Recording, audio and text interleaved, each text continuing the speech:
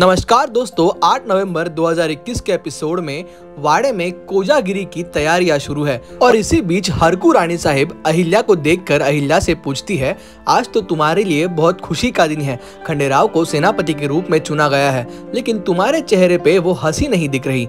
इस पर अहिल्या हरकू रानी साहिब को वो पूरी कहानी बता देती है कि कैसे रेणु के सामने उसने खंडेराव की इस खुशी के बारे में बात की और रेणु को बहुत बुरा लगा क्योंकि वो विधवा है।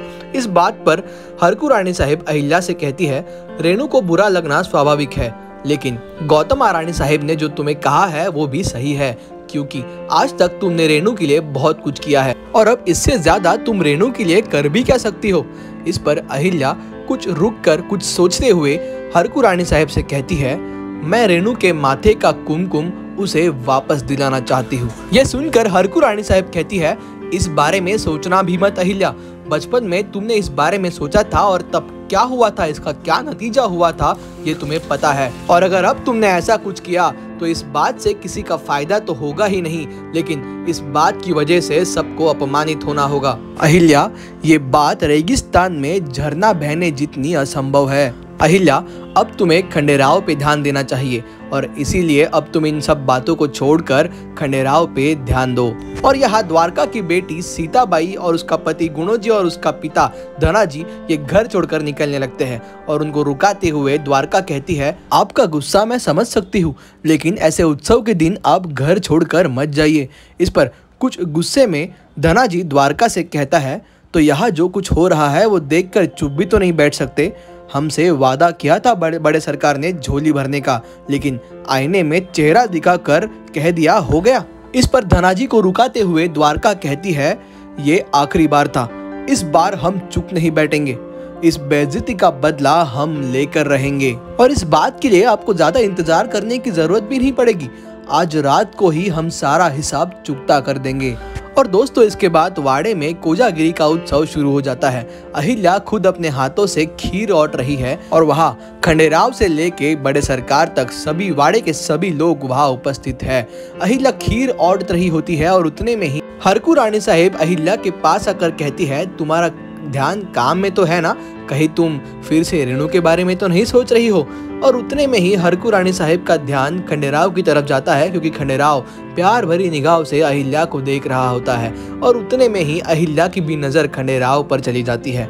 इन दोनों को देखकर हरकू रानी साहिब वहां से निकल जाती है और खंडेराव उठकर अहिल्या के पास जाकर कहता है, बहुत देर से तुम मुझे देख रही हो, मतलब हम दोनों एक जैसा ही सोच रहे हैं। चलो अहिल्या, यहाँ से कहीं और जाते हैं। इस पर अहिल्या कहती है, अभी तक चांद इस खीर में दिखाई नहीं दिया है, मैं यहाँ से कैसे निकल सकती हूँ। इस पर खंडेराव अहिल्या को कहता है, तुम अच्छे से देख तो लो, चांद इस खीर में दिखने लगा है।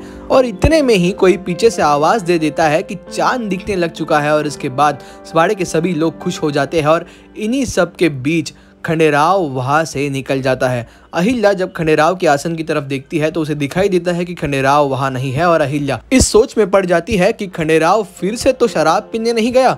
और इसके बाद अहिल्या वहां से निकलकर खंडेराव को ढूंढने जाती है और जैसे ही अहिल्या वाड़े के बाहर आकर देखती है तो खंडेराव उसे शराब पीता हुआ दिखाई देता है। अहिल्या को अपनी आंखों पे विश्वास नहीं होता, क्योंकि खंडेराव फिर एक बार शराब पी रहा है और खुलेआम पी रहा है। और दोस्तों, अहिल्या का पीछा करते हुए रखमा और द्वारका भी उसके पीछे आ जाती है।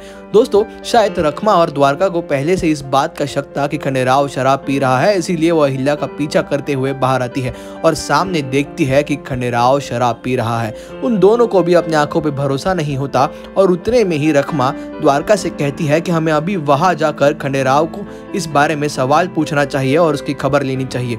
लेकिन द्वारका रखमा से कहती है, रुको रखमा, हमारे कहने से क्या फर्क पड़ता है। जिस गौतम महारानी साहिब को अपने बेटे पे बहुत नाज है, उन्हें यहाँ ये आकर देखना चाहिए, हम उन्हें यहाँ बुला कर लाते हैं। ऐसा कहकर द्वारका और रखमा गौतम महारानी साहिब को वहाँ बुलाने के लिए निकल पड़ती है। और यहाँ अहिल्या खंडेराव और परीक्षित के पास जाकर परीक्षित से कहती है, परीक्षित भाऊजी, अब छोटे सूबेदार जी का अगला प्याला मैं भरूंगी। अहिल्या की ये बात सुनकर खंडेराव चौंक जाता है और अहिल्या के हाथों से वो शराब का प्याला अपने हाथों में छीनते हुए कहता है, अहिल्या, ये सब तुम्हारे हाथों में शोभा नहीं देता।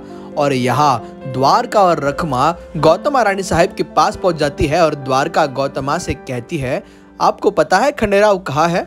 आपके खंडेराव को हमेशा कुछ अनोखा करके सबको चकित कर देने की आदत ही है ना, तो आज आप भी आकर देख लीजिए आपका खंडेराव क्या कर रहा है। और इसके बाद द्वारका और गौतमा खंडेराव के पास आने के लिए निकल पड़ती है और उनके साथ हरकू रानी साहब भी वहां आने के लिए निकल पड़ती है। और यहाँ अहिल्या अपने जिद पे अड़ी रहती है और कहती है, अगला शराब का प्याला मैं आपको भर के दूंगी।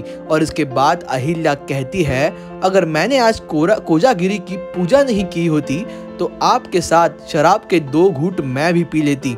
अब खंडेराव का संयम टूट जाता है और खंडेराव कहता है, अहिल्या बस करो, मैंने शराब नहीं पी है। मैं तुम्हें हमेशा शराब के नशे में धूत नहीं मिल सकता। आज मैं शराब नहीं शरबत पी रहा हूँ। खंडेराव की ये बात सुनते ही अहिल्या हंसने लगती है और कहती है, मुझे ये बात पता थी छोटे सूबेदार जी। अहिल्या की ये बात सुनते ही खंडेराव चौंक जाता है और कहता है, तुम्हें ये बात पता थी? इस पर अहिल्या कहती है, जी हाँ छोटे सूबेदार जी, मुझे अपने छोटे सूबेदार जी पे पूरा भरोसा है। और सिर्फ भरोसा नहीं छोटे सूबेदार जी, मेरे लिए मेरा गर्व है, मेरा सब कुछ है। आपने अपना वादा, मुझे दिया हुआ वादा निभाने के लिए कल रात को कितनी पीड़ा सहन की है ये मैंने अपने आंखों से देखा है। और मैं जानती हूँ मेरे छोटे सूबेदार जी ने बड़े बड़े दुश्मनों को आज तक हराया है, तो ये शराब किस खेत की मूली है। और दोस्तों यही आज का एपिसोड खत्म हो जाता है। लेकिन दोस्तों अगले एपिसोड में द्वारका का चेहरा देखने जैसा होने वाला है, क्योंकि वो जिस मनीषा को लेकर खंडेराव को दिखाने के लिए गौतमा रानी साहब को बुलाती है, अब वो तो पूरा होने से रहा, लेकिन अब द्वारका अपने मुंह के बल गिरने वाली है, क्योंकि खंडेराव ने तो शराब पी ही नहीं है। दोस्तों सीरियल के आगे की अपडेट्स के लिए चैनल को सब्सक्राइब करना मत भूलिए और अगर वीडियो पसंद आया हो तो प्लीज़ लाइक कीजिए। धन्यवाद।